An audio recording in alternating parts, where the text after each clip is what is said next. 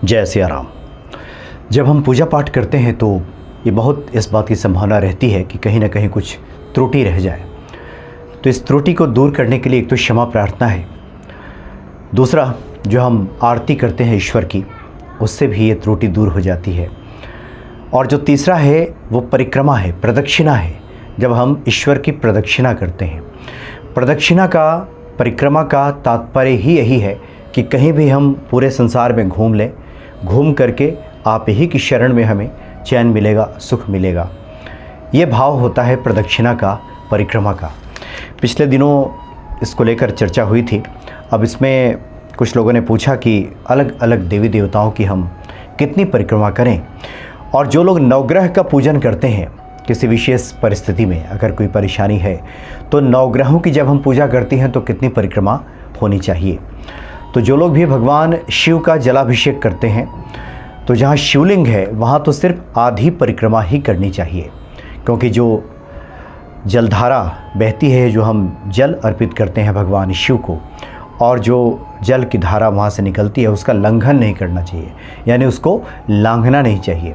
इसलिए आधी परिक्रमा की बात की गई है शिवलिंग की।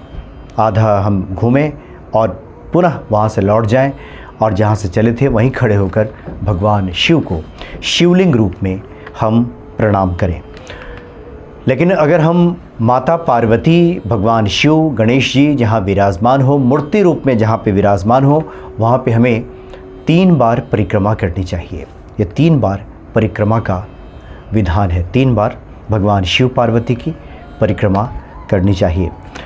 वैसे ही जो लोग वैष्णव हैं, भगवान विष्णु और उनके समस्त अवतारों की पूजा करते हैं, भगवान राम, भगवान कृष्ण, भगवान विष्णु, या भगवान विष्णु के जितने भी अवतार हुए हैं, उस स्वरूप की अगर हम पूजन करते हैं और परिक्रमा करेंगे तो 4 परिक्रमा का विधान बताया गया है। जहाँ से हमने शुरू किया है, प्रणाम किया भगवान विष्णु को और उनके समस्त अवतारों को, और चलना शुरू किया, और फिर जहाँ पहुँचे प्रणाम किया। इस प्रकार से 4 परिक्रमा वैष्णव करते हैं, भगवान विष्णु और उनके अवतारों की जाती है।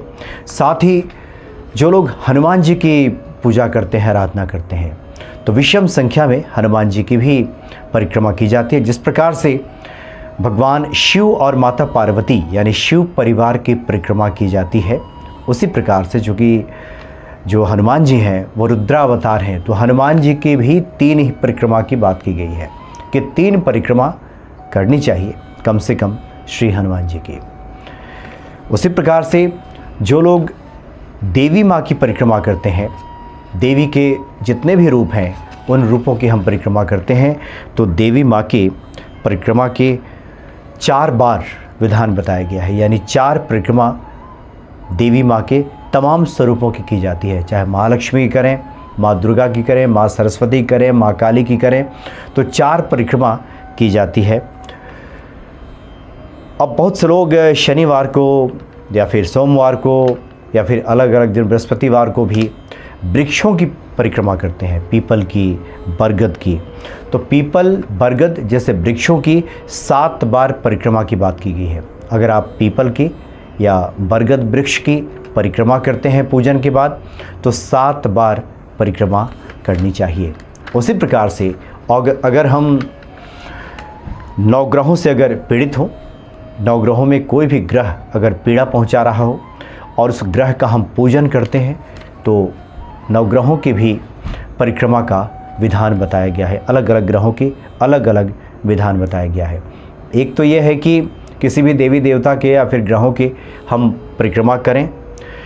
घर में अगर हम पूजन कर रहे हैं तो जिस स्थल पे हम खड़े हैं वहाँ भी घूम सकते हैं, वहीं खड़े खड़े घूम लिया उनके निमित्त, तो परिक्रमा पूरी हो जाती है। क्योंकि बहुत जगह परिक्रमा के लिए स्थल नहीं होता, वो जगह नहीं होती।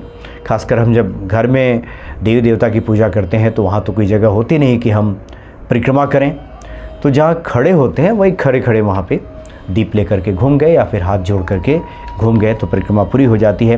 तो जो लोग भगवान सूर्य की परिक्रमा करते हैं, भगवान सूर्य को जलाभिषेक करने के बाद, उनको जल अर्घ्य करने, उनको अर्घ्य समर्पित करने के बाद वहीं पे खड़े खड़े, क्योंकि सूर्य की चारों तरफ तो हम घूम नहीं सकते, तो खड़े खड़े जहाँ पे हम खड़े हैं वहीं पे 11 बार घूम जाएं उनको प्रणाम करते हुए, तो भगवान सूर्य की परिक्रमा पूरी हो जाती है।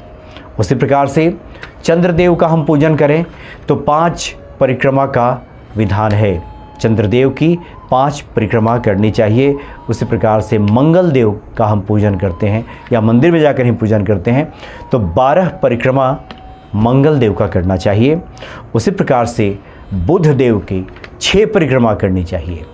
बुध जनित पीड़ा अगर जीवन में है तो बुध देव की 6 परिक्रमा करनी चाहिए। या जो लोग बुध के मंत्रों का जप करते हैं, चाहते हैं कि प्रदक्षिणा भी कर लें, तो खड़े खड़े वहीं पे 6 बार घूम जाएं बुद्ध देव को प्रणाम करते हुए, तो ये प्रदक्षिणा पूरी हो जाएगी। उसी प्रकार से बृहस्पति देव की 4 परिक्रमा हमें करनी चाहिए, तब ये परिक्रमा पूरी हो जाती है। जो देवगुरु बृहस्पति हैं 4 परिक्रमा, और जो देवगुरु शुक्राचार्य हैं शुक्र देव, उनकी 3 बार परिक्रमा करनी चाहिए। शुक्रवार को जो लोग शुक्र के मंत्रों का जप करते हैं, चाहते हैं कि भगवान शुक्र के निमित्त हम परिक्रमा करें, तो 3 परिक्रमा करनी चाहिए शुक्र देव के लिए।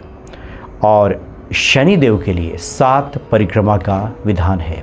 हालांकि होना ये चाहिए कि भगवान शनि की आजकल मूर्तियां स्थापित हो जाती हैं मंदिरों में, जहां उनकी नज़र सामने भक्तों पर पड़ती हैं, लेकिन विधान यह है कि भगवान शनि की नज़र टेढ़ी है, कोप भरी है, तो उनकी नज़रों से बचें। इसलिए जहाँ पे शिला लगाई जाती है, लौह शिला लोहे की, तो वहाँ पे या फिर कोई भी शिला लगा दी जाती है भगवान शनि के निमित्त, तो भगवान शनि की हमें 7 परिक्रमा करनी चाहिए। जो लोग भगवान शनि की परिक्रमा करते हैं, लेकिन अब तो बहुत से मंदिरों में चूँकि भगवान शनि की मूर्ति स्थापित कर दी गई है, जो सीधे देखते रहते हैं भक्तों को।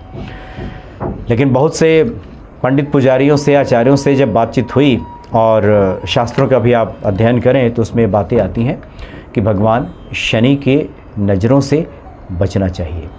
नज़र में उनके दोष है, कोप है, उनकी टेढ़ी नज़र है, और चूँकि कर्म फल के प्रदाता हैं तो बहुत कठोर दंड, उसमें फिर नरमी नहीं रखते, इसलिए उनकी नज़र के सामने आने से बचना चाहिए।